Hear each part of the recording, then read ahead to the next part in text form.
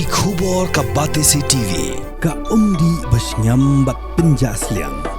Rupa Premium Meghalaya. Sophistication meets style. The stylish trendsetter Tata Curve SUV is in town. India's first coupe SUV is now in Shillong. Day haka Shillong Literary Festival araja psaw. Baki Paidbah Jong jela kila hunjurut ban Sngap Jingïakren Hapdeng ki Ngut ki Nongthoh kot bapau Jong kari India. Kata ka Shobhade bat ujeri pentu. Ya ka ba ujeri pentu. Ula shem ya ka benta kum unong keli jingkeli ya ka Shobhade. Ki Paidbah ki bawan syakani ka festival ka barang ya menta hanan pelong. Kila ap kmi lenti bun kenta lanu bakin Sngap Jingïakren Hapdeng kini ki Ngut. Namar ba kapali ka bakin keren maki kadai ha ka benta ka bakhat do shwa ban penkut ya ka sngi ban ningkong jong ka tamasa ka balai sngi. Kini baro Ngut kila ya keren ya ki babun ki mat ya ka ba pensi Sngap hangni ya ka Jingïakren Hapdeng jongki. As we approach the close of day one, we have a session that is sure to inspire, entertain, and leave you with plenty to think about. Daylight is a conversation between two extraordinary storytellers who have each in their own way changed the way we look at the world through books. First, we have the trailblazing author, Shobhade. Shobhade, voted by Reader's Digest as one of India's most trusted people and one of the 50 most popular women in India by Daily News and Analysis, is one of India's highest selling authors and a popular social commentator. Her works, comprising both fiction and non-fiction, have been featured in comparative literature courses at universities abroad and in India. Her writing has been translated into many languages including French, German, Hungarian, Italian, Korean, Portuguese, Russian, Spanish, and Turkish. She lives in Mumbai with her husband and 6 children. And joining her, yes, is the ever-brilliant Jerry Pinto, who needs no further introduction, but who I believe has charmed everyone with his wit, warmth, and sheer storytelling genius in the last session. I was completely captivated by every motivating words he shared, and I know that when these two authors come together, you can expect a dynamic conversation that's as insightful as it is entertaining and interesting. So without further ado, let's give a warm, heartfelt welcome to Shobhade and Jerry Pinto. Shobha, it's us again. But Dilip is here, yeah. Why did you bring him? What nonsense. Jerry, just behave yourself. You've had your moment. Now just calm down. Okay. I can say it, I'm much older and we've known each other forever. We've known each other I just want to say that you actually should be in the movies yourself. That was a performance. I mean, Amitabh Bachchan, Jitendra, Govinda, Vicky Kaushal, you name it. It was a combination of all of that. And, you know, it was just magnificent watching you on stage. I mean that with complete... And that too, you were unscripted. It was your own script. You weren't even reading someone else's lines. I think that's fantastic. Really, truly fantastic. Thank you so much, Shobha. That's really important. You know, and it's also important coming from one of the most acerbic viewers of society and of cinema as well. But right from the beginning, there was something of the model breaker of stepping out of what was perceived as kosher. You know, let's just start with the reinventing of English, which is really one of the things that we all owe to Shobha, is the confidence to remake the language of the colonizer according to the sound that is playing inside our heads. So let's talk a little about that, Shobha. Yeah, thank you for that question, because quite often I'm asked it, but not quite as eloquently as you just did, and giving the right context to it. It's important to say how that happened, to share with everyone here, since they call me the mother of of English. Now it should ideally be the grandmother, the nani or the dadi of English, because it's our way of expressing ourselves. And it happened when I was editing. I was the founder editor of Stardust, and and Stardust is 52 years old now.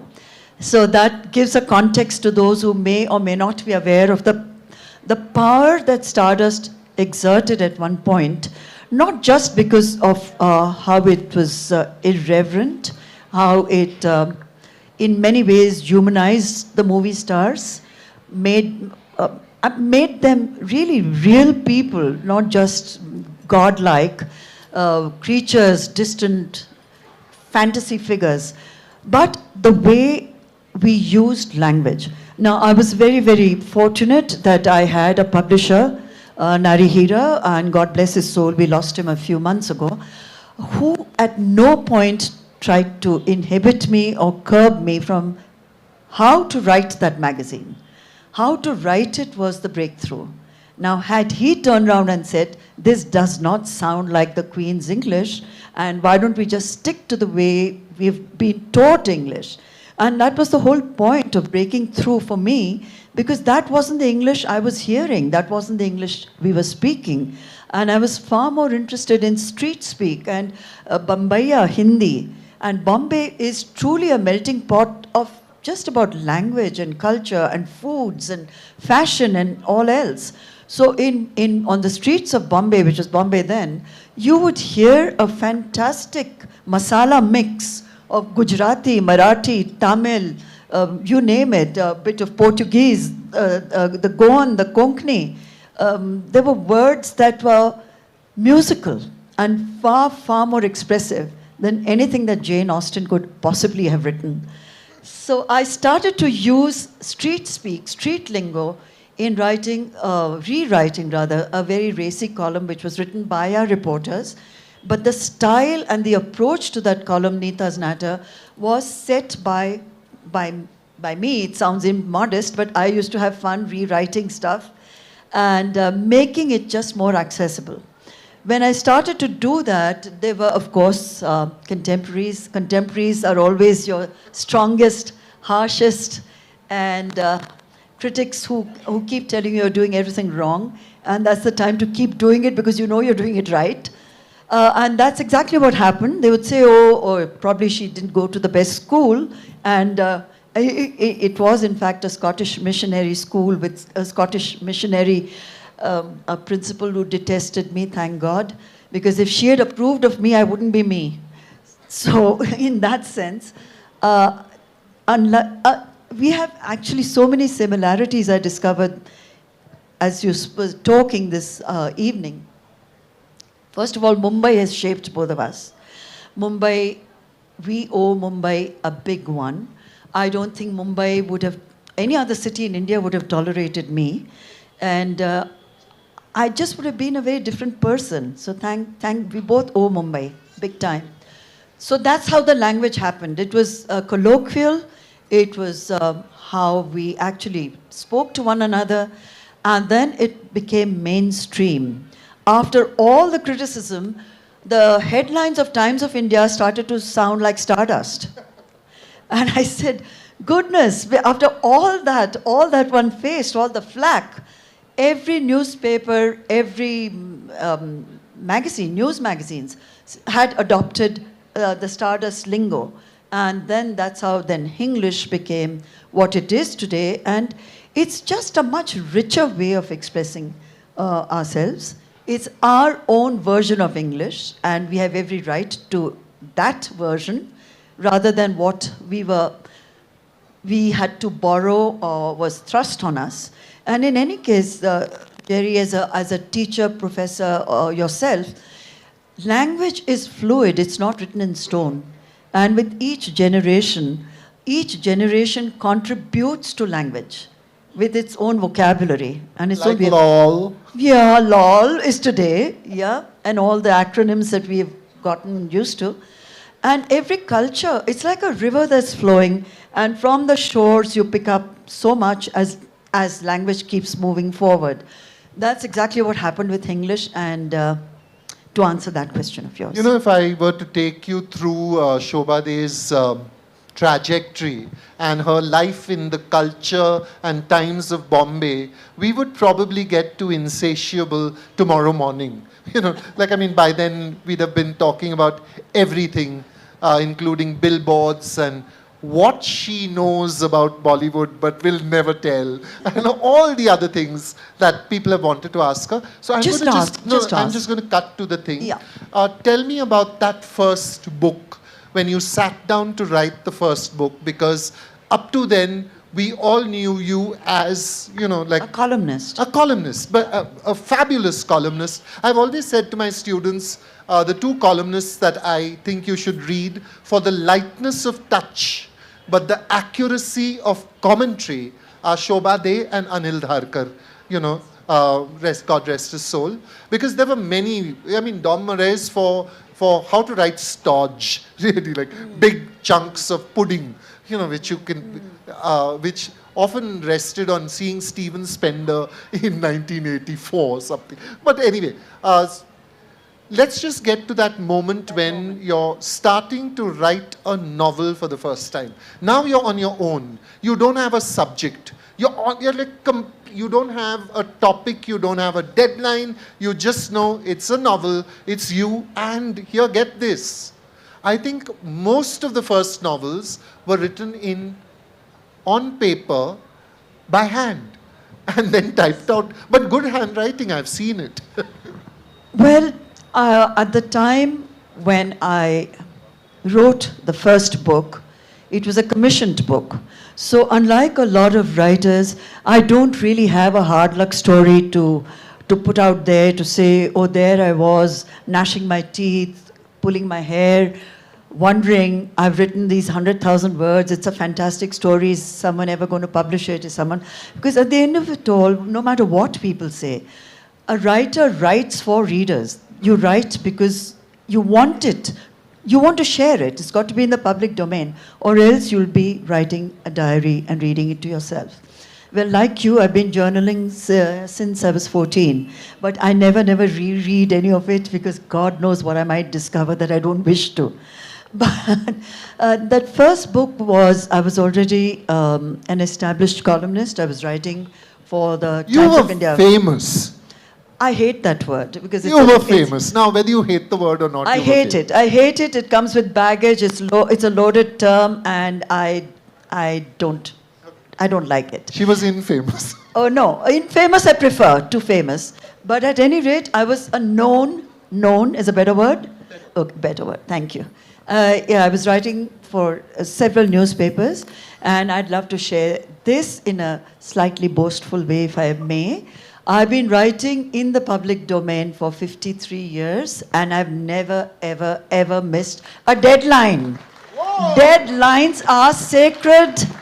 They are non-negotiable. You commit to a column, there are no excuses. So I love the discipline that all writers bring to their work, because without that, there's really no way people think, oh, it's such a wonderful, glamorous life. You're just sitting there. The words are coming from somewhere, and you're just sitting there, now a laptop. But back then, handwritten, 100,000 words handwritten, big fat manuscripts going to the publisher who could then decipher them. But that first book was, like I think most first books for any writer, they are in a way self-revelatory. You tend to cannibalize the lives of the people around you. You cannibalize a lot of lives of friends around you, people you've known. And mainly you eat into your own life and your own experiences because you know that best. So, but the challenge and the trigger for me when David Devidar came to meet me at home, I didn't know why he was coming to meet me. I only knew there was a very strange voice over the phone with a strange accent that I couldn't quite place. I didn't know whether this was an Englishman, an American, a Desi. But all he said was that Penguin India is Penguin Books is coming to India, and we are looking for 5 writers to commission books. Pupul Jaikar was one of them. So they were very clear about what and who they wanted. When he came to meet me, he said, I want you to do a book. And as those of you who may know David, he can be very imperious. It's just more like a command. I said, but why would I want to do this book? So he said, well, it may interest you to know that there is no market for women's voices, women's books. No one wants to know, or no one cares to know what they think, what they feel, what their views are. We are unable to sell books written by women, even less poetry written by women. Always a challenge. So we were hoping that we could get you to come on board and do a book, non-fiction, he said, on Bombay, because we believe that you would be able to chronicle the city, its energy, it's the pulse of the city, which you have been doing through your columns anyway. As it does happen with certain gentlemen who are quite lofty in their worldview and are doing their job, but not connecting, not seeing, not hearing. But I'm the publisher editor and I'm here to commission a book, so bow down, lady, or something like that. Perhaps he didn't notice. Got himself the wrong gal. Wrong gal, absolutely. What he didn't notice was it was an advanced stage of pregnancy. He hadn't noticed, of course. So I said, Mr. Davidar, I am in no position to do a non-fiction book on Mumbai. I don't see myself pounding the streets and pavements of Mumbai in the state I'm in. He still doesn't get it. So he said, I'll come back in a month. And by then, I'm sure you'll have an outline ready for me. And off he went, leaving me to say, what kind of a man is this? Of course, we are great friends, and, that was a religious. But I said to myself, if he thinks there's no scope or there's no room for a woman's voice, it's time to show him that there is. So I thought about that. It was a trigger for me, but I forgot all about it because I was busy having the baby. He calls back, the baby is born, and he says, I'm coming across maybe in a couple of hours to read the outline. I said, outline of what in my head? So I said, oh, the outline, of course. Yeah, sure. And I wrote the outline of that book, the first novel, with an eyebrow pencil on the back of a laundry bag. I can't tell you how it came to me, because it's very difficult for a writer to say, what was that point? That's why I couldn't quite answer you. I don't know. Maybe it was panic. Maybe it was defiance. Maybe it was what the dickens, the worst that can happen. He'll look at it and say, is this woman mad? Is this how you do an outline for a book? Look at the way she's presenting it. Does she not know who I am? I'm the great Davidar from Penguin Books. And look, it's so shabby, I don't even want to talk to her. But he did turn up. I did present the laundry bag. And he said, I think it's a great story and you should write it. Then I was stuck. Because I was hoping he'd just reject it and let me go on with my life and my babies. And he wasn't offering much money either. Well, let's say it wasn't too bad. It was enough for me to think it's worth the effort. And that's how it's remained. No, I'm perfectly... We must write for money. There is really no other reason other than, of course, the passion for writing and so on. But at the end of the day, it's a vocation. There's a lot of slog, a lot of hard work that goes into it. And unless we as writers have enough confidence in ourselves to demand what we think we should be paid and negotiate hard, that's why Kanishka comes in, also my agent. So Kanishka took that dirty business of negotiations from me and the publisher out of the equation. I didn't enjoy doing it, and thank God I haven't had to do much of it. It's been reasonably good. No complaints. Just to drift to Delhi and do a couple of bidding wars. Bidding wars. It sounds so fancy and great, but Jerry, you and I know no matter how high the bids go, we are never going to crack Harry Potter, right? So it's never going to make us billionaires and millionaires. It's just going to be icing on a pretty small cake. But at least that icing should make it worth our while, because at least a year and a half goes into the writing of a book. And I've written 26, and that's 26 multiply, I'm very bad with math. So that's at least 45 years or something of writing every single day of my life. So if the compensation is pathetic, it just takes away the fun of writing. It should at least pay for, taking my husband to a lovely bar and him ordering a martini and me ordering 3 Negronis or something like that. I mean, if even that is not there, what's the point? What's the point? So, let's just cut again across 25 books to Insatiable, which is a book about food, and as the subtitle says, I think, My Hunger for Life, right? Yeah. Okay, so, I was thinking about it as I read it a second time, and food is deployed in a number of ways in your book, in a number of metaphors that I thought we could explore. One of them is food as a language of love. Oh, yes. Yeah. Oh, yes. So would you like to talk about that? In fact, when I started to write Insatiable, I can give you a quick backgrounder to those of you who may not have heard of it, not read it. I have written books that have marked the milestones in my life in different ways. When I turned 50, then when I turned 60, when I turned 70, all these were written with a way of chronicling not just my life, but also the life of India, because I am the exact same age as the country. So I often say that the changes in India are the changes that I have lived. So those books have always been parallel stories of India and me, and all that I have learned or not learned or experienced. So when I was about to turn 75, a year before I turned 75, I hadn't even thought of a book or chronicling it.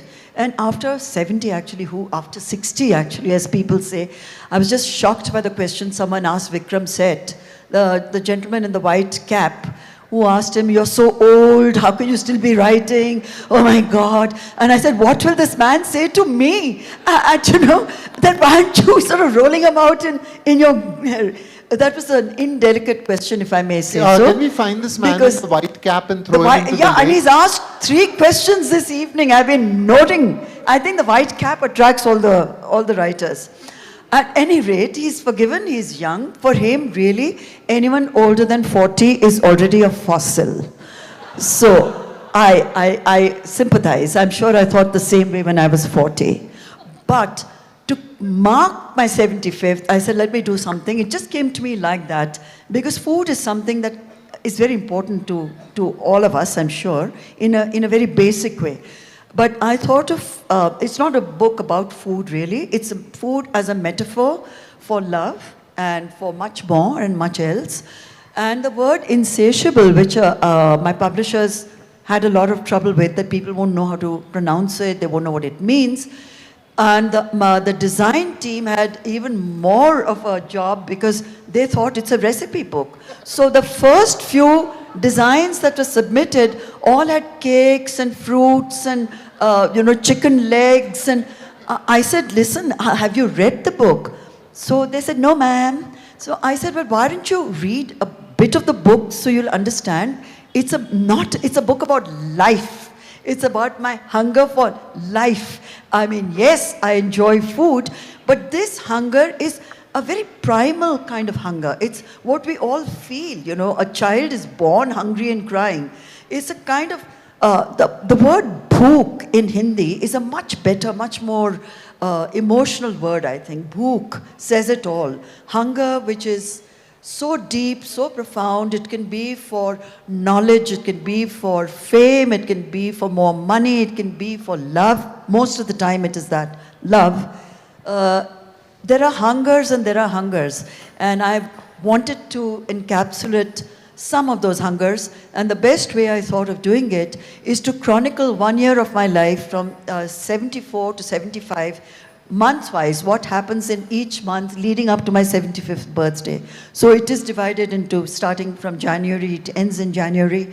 And for me, it was also hard to explain to very young designers that for me, the best way of celebrating my 75th birthday with people I love and adore, a few friends, would be with, hosting an Elvis Presley party. Because Elvis Presley has been the most profound and deep love of my life. From the time I was a little girl, it was always Elvis Presley. Elvis Presley as much more than a singer, much more. It was his innocence, it was his vulnerability, it's what he went through. So I've seen, of course, Baz Luhrmann doing the Elvis Presley movie, and there's a new documentary out. There was nothing I don't know about Elvis Presley. It's that deep, my feelings for him. So when my family asked me, what do you want as a gift? My friends actually asked me, one particular friend, and I said I would be overjoyed if we could get an impersonator to come and sing for us that evening. And we did. We got a wonderful guy called Mahmood Karmali, and he is Elvis Presley. He's Elvis Presley like reborn, like a lot of the impersonators are. But that night, after he finished his performance, and it was fantastic, the way he did it with such complete involvement. It was a very immersive moment, emotional. And I said to him, and I was crying, I said, you know what? I won't even call you Mahmood, because to me, Elvis is present tonight. And it's the best gift I could have ever received. And the mood of the book is that. It's food, it's love, it's family, it's friendships. And those are the things, not just for me, but I'm sure for everyone. What else do we need? What else do we need in life? We need just that connection and just that warmth that you get from people who understand you. Yeah. I think actually we are so lucky to live in India in some ways not. But in some ways, because, there's this wonderful variety of food, And so you come from a family of Maharashtrians, and I've always felt that Marathi cuisine deals in a minimalism. There's this kind of like... What you're not saying is, it's really not cuisine at all, according to my husband. It's so minimalistic, it's tasteless. No, absolutely not. It's pretty bad. Dilip, kya he thinks so too. He doesn't think No, he says it's nice as snacks from time to time. He doesn't consider it a meal. So I should actually read out the portion about Bengali food and what Bengalis feel, because for them food is a religious experience, and every meal is a religious experience. From the time they wake up, they're thinking about what they're going to have for breakfast. Then while they're eating their breakfast, they're imagining and designing what they'll have for lunch, dinner, and next week, and maybe for the next 50 meals. They're working overtime on that. The only trouble about readings at LitFest is it's very uncomfortable to turn pages and hold a book and try and read, but I'll try and do the best I can. Shall I hold it? No, it's okay. I'll manage. Food connects people in the most unexpected places and in the most delightful ways. Now that Abhijit had extended a warm invitation to visit him in Boston, where he would cook for us, I'm feeling accepted. Abhijit, of course, is our Nobel Prize winning and a fantastic food writer. He's as brilliant when he's writing about money as he is when he's writing about food. He just writes exquisitely well. So that's the person I'm referring to, and I'm not dropping names. We had hosted a dinner at our home, and he had made that kind offer. In return, Mr. Day promises to cook Dohi March for Abhijit when he's in Mumbai. Mr. Day has cooked Dohi March for 125 guests, and I can confidently declare him a Dohi March world champion. Fair exchange. I say I'll be happy to eat whatever the two men produce in the kitchen. We talk more food. Major bongness is happening. There goes our flight, I think. Note to self, don't start even a casual conversation involving khabar or khana with hungry bongs around. Forget skipping sex. They'll happily skip their son's graduation as they salivate over Pishima's Topshe March or Mashima's Chorchori. We part company reluctantly after exchanging contact details and lingering looks. On the flight, I think about how our time with the genius was way too short. Mr. Day tells me he noticed Abhijit's strong wrists and muscular arms on an otherwise lean and mean frame. We conclude he must play tennis. Must remember to ask while enjoying our bong repast. Mercifully, I think, nobody brought up the K word, or all of us would have in earnest missed our flights. So, Lovely, thank you. Okay, no VD clapping is allowed. Clap properly. Huh. No. Don't force them. After your performance and Vikram said, why should they clap for them? The Vikram Seth, and if you meet Vikram Seth, you must ask him for his David Devidas story also. Okay. We all have our David stories. David, I must call him after our meeting today. I hope someone has recorded this, just to send it to him to remind him how mean and insensitive he was to this woman. Okay. Yeah. Could you just rewind to Superstar India? And I think it's the latest book that has resurfaced in a way Yes. with a new introduction. So would you like to tell us a little about I'll tell you a little about this book because it was very important at the time when I wrote it. It says, from incredible to unstoppable. It was written in 2008. I'm bad with dates. 2008, when the world fell apart and the financial crisis hit. And in many ways, it could be about today. Because what happened after 2008 was so radical, so dramatic, so unexpected. I mean, the whole world was in a tizzy. When they decided to reissue it this year, they asked whether I would do a kind of a 5,000-word essay to bridge the two Indias, the 2008 Wala and the 2024. And I really enjoyed writing that introduction, but it's not the introduction that I want to share. It's a very small paragraph from the book written way back then.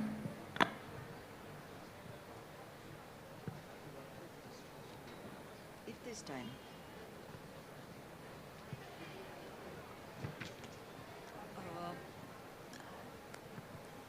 Christmas, Agra, cold and foggy.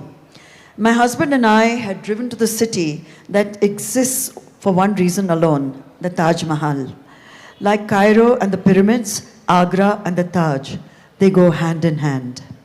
Just like the freshly scrubbed, neatly dressed school children we saw, making their way to school, skipping along happily on an unpaved, dusty road right outside the city limits of this historic town. Our guide, Mr. Dubey, started on his spiel as my eyes followed the kids. They'd gotten off the road now and were running across a mustard field. It was a scene straight out of a Yash Chopra film. Every imaginable prop was in place. A village woman in a ghungat was drawing water from a well. A shepherd was tending to his flock of well-fed sheep, using a neem twig to get the strays back in line. Sand merchants were unloading sacks at the local mandi.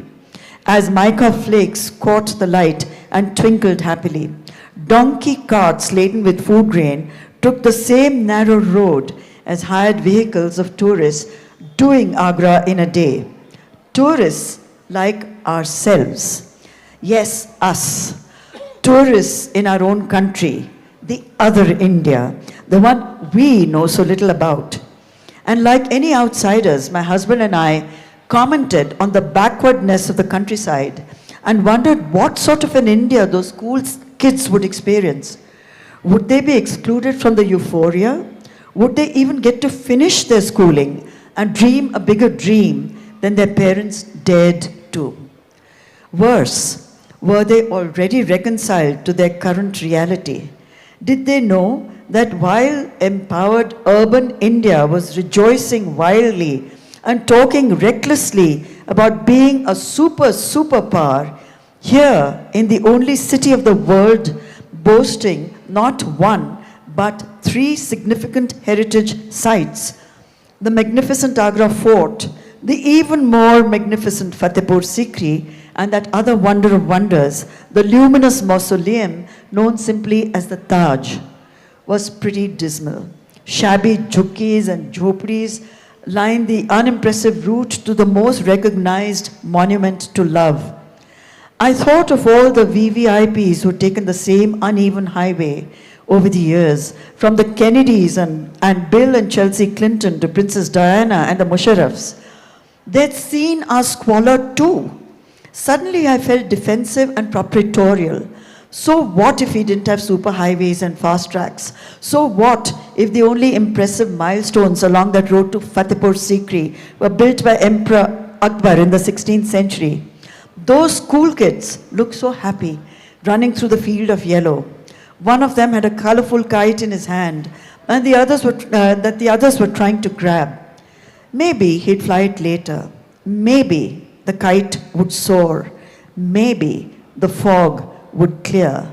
Maybe we would stop obsessing over India's destiny, trying foolishly to control it the only way we know, through great big technological leaps and cosmetic changes that conform to an accepted model of progress and prosperity as defined by the G8 countries. Great roads, great infrastructure, great communication systems, all of India neatly wired, all set to roll, glittering malls, delirious shoppers, packaged foods aplenty, a dizzying choice of cars, clothes, bathroom tiles, the wow factor.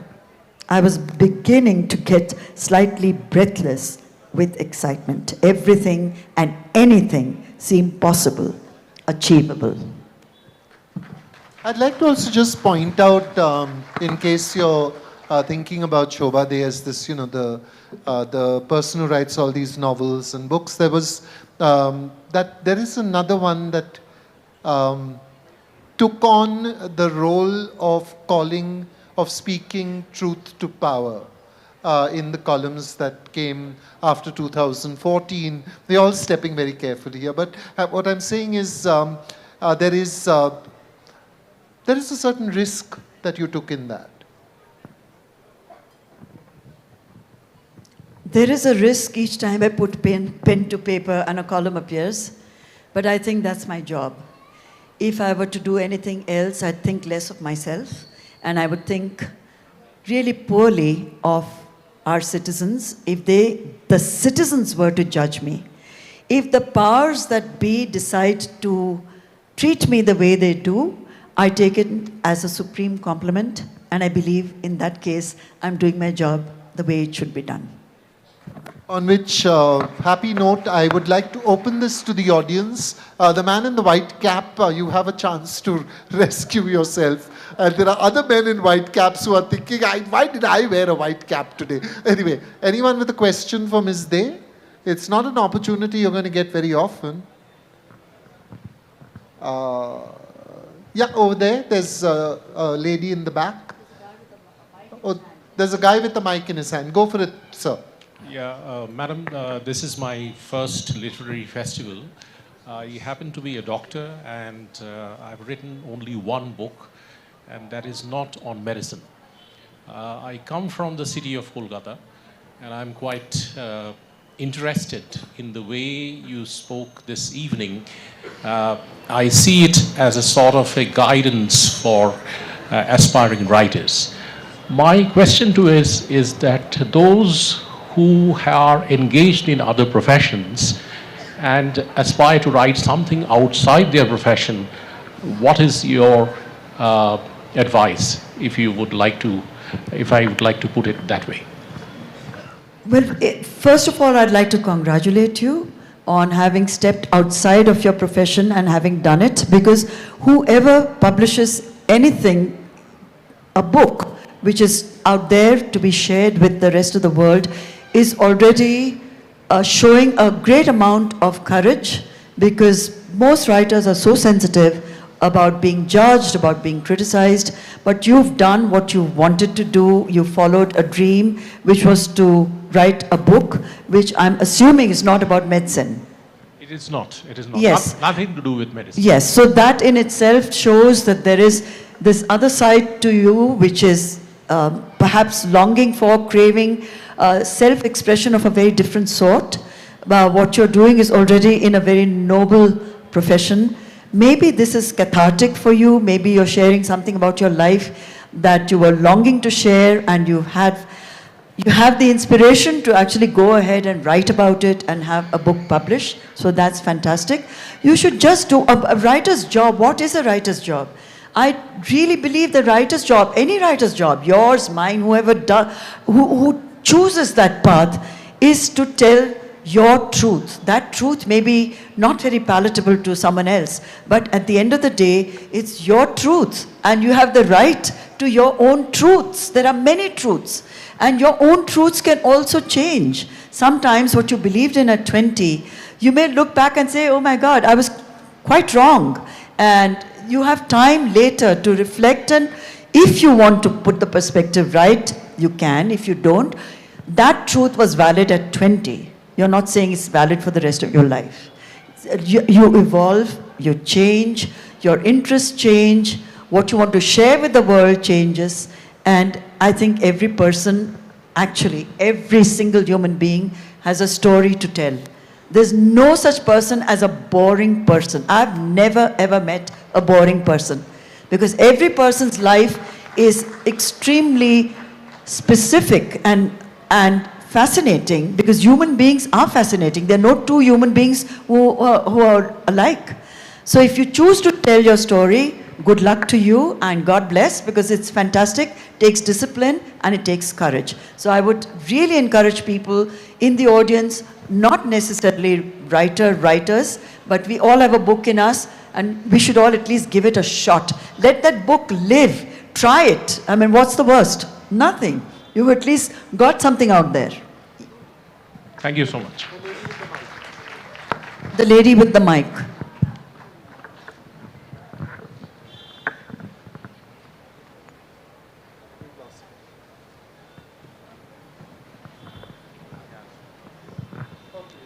Good evening. My question is slightly more specific, and it takes back. It's about the time that you were a film journalist.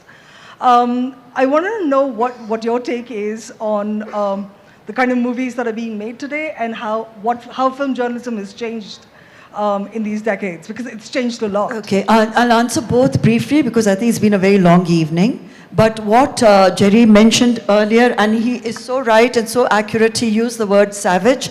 It is a very savage place. The underbelly of show business is more terrible than anything you and I can imagine. When Helen put it so delicately, and you connected the dots, 13, fruits, car, studio. That is the path taken by almost every young actress, even till today. No one is spared, no matter what they may claim. How has journalism changed? Well, today it's no longer possible as it was in earlier times. Mainly the change is the corporatization of Bollywood. When big money has come into it, big corporates, it's the suits who run the show. It's no longer people who create dreams. The dreams are tailored. They are told what sort of a dream they should dream before they put the money to back that dream. So it's changed completely. A lot of the romance has gone out of movies. It's a bit formulaic. Some movies tank, some don't.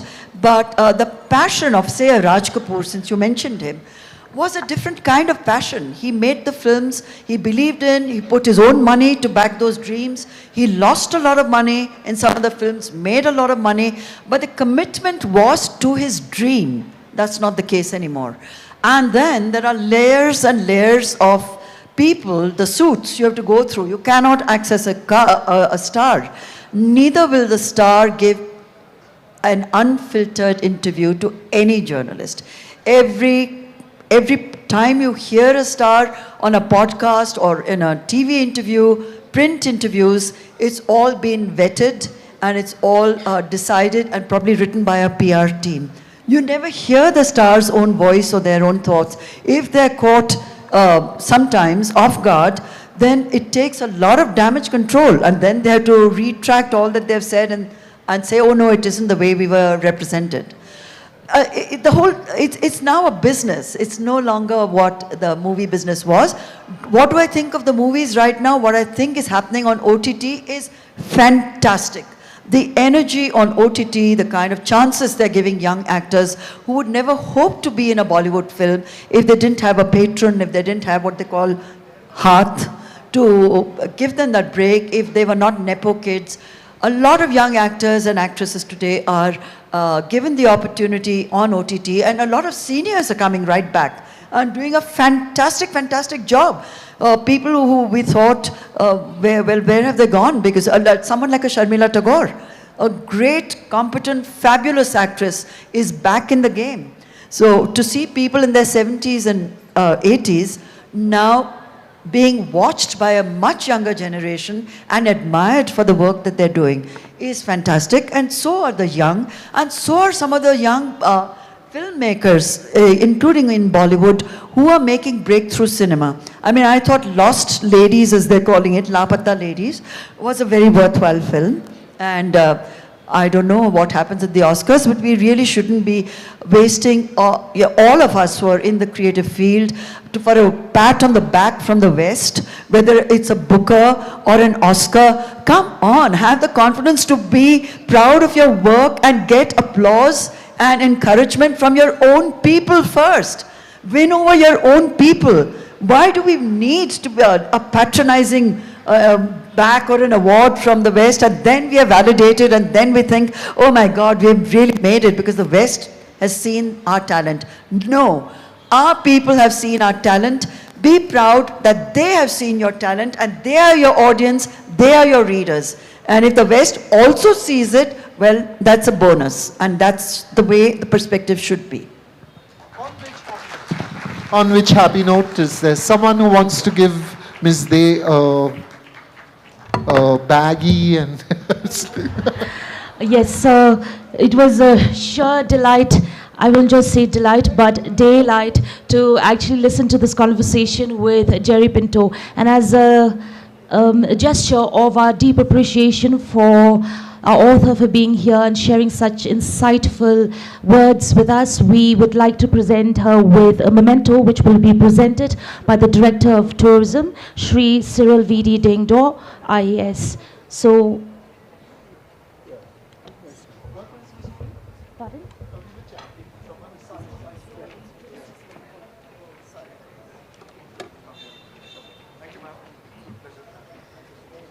So definitely, yes, it was a lovely conversation, and we did hear her journey, especially her adapting to the changing dynamics of language, which was also very insightful. What her story taught us is being true to oneself. Her story is even more powerful as it's one of a woman breaking barriers in a world often dominated by men.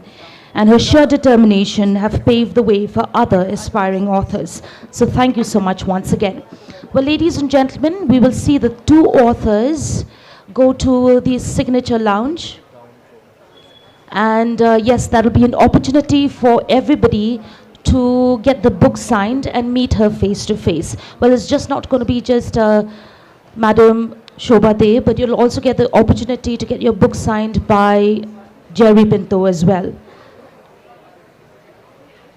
So, ladies and gentlemen, thank you so much for being a part of our day one, which I hope was interesting and engaging. But that's not all. We'll also have music that will continue for the rest of the evening. The music will be brought to you by the artists of the Meghalaya Grassroots Music Project. And this is an initiative by the Department of Tourism for Aspiring Artists. Once again, thank you so much and have a lovely evening ahead.